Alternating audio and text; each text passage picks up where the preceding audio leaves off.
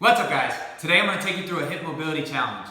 Whether you like the 90-90 position or not, it's a good indicator of where your hip mobility is at. We're going to go through this and let's see if you can do it. If not, you're going to need to practice. Regardless of where you're at, you're going to be able to do this. Everyone can do this position and you're going to be able to scale it. But it's about the amount of effort that you put into it is what you'll get out of it, and you'll see what I mean as we go through this. Here we go. So 90-90, of course, gets its name from the 90-degree angle in the front knee as well as in the back knee. Now, what I want to do is think of an object being right here at the crease of your hip. So right here, I'm sitting up nice and tall, and what I want to do is think of pinching this object that is in the crease of my hip. Think of pinching it down, just like so. Now, I'm going to go to an in range of motion, so I'm pulling myself out and over my front hip, okay, trying to pinch that object. Now, what I want to do here, after sitting into this stretch for about 30 seconds, so it's not just a challenge, it's also a way that you can increase your mobility. What I want you to do is hold it for 30 seconds into the stretch, staying nice and tall. You're not collapsing over. Right here, you're not really pinching that object that's in the middle. What I want to think about is bringing my belly button to my thigh, to my leg, just like so. Now, from here, after 30 seconds of a stretch, what I want you to do is think of driving your knee and your ankle, so your whole shin, your whole lower leg down into the ground.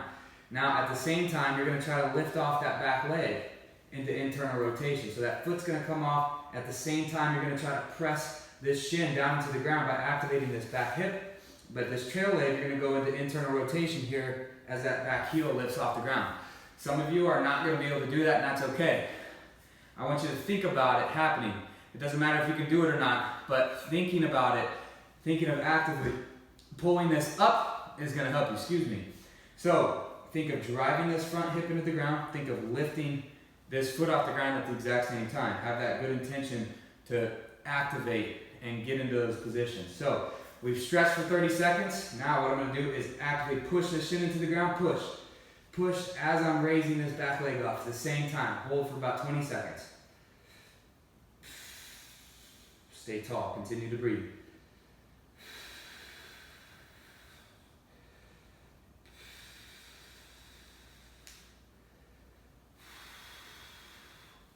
Five, 4, 3, 2, and 1. Good, let's switch to the other side. Now, if you can't do that, that's a challenge right there.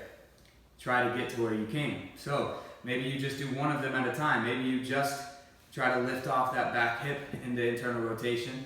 Or maybe you just try to press. You get into an in-range stretch here, and you just try to press that front leg down into the ground.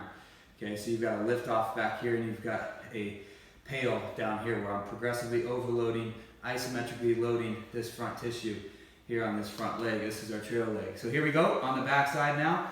I'm going to sit nice and tall, try to pinch that object in between the crease of my hip. And of course you can use your hands on the ground like I'm doing here on this side.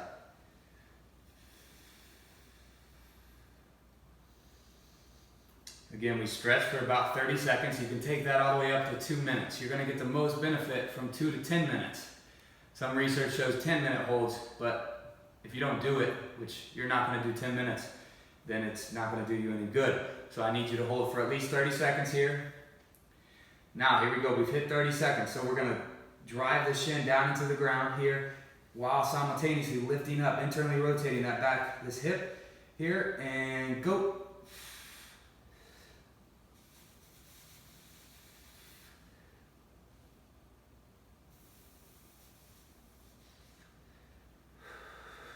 Continue to breathe. Here we go.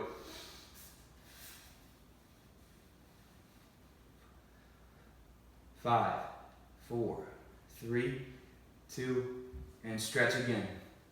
Just relax into it. You might have a greater range of motion now. And you'll then hold that. I'm not going to do it with you now. You hold that again for another 30 seconds to 2 minutes. That drill alone can be the only drill that you do for the rest of your life.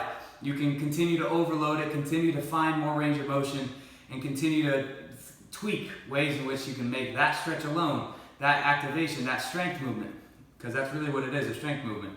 You can make it more challenging for you. continue to improve. Hopefully you were able to do that challenge. If not, you know what to do. Have a great day.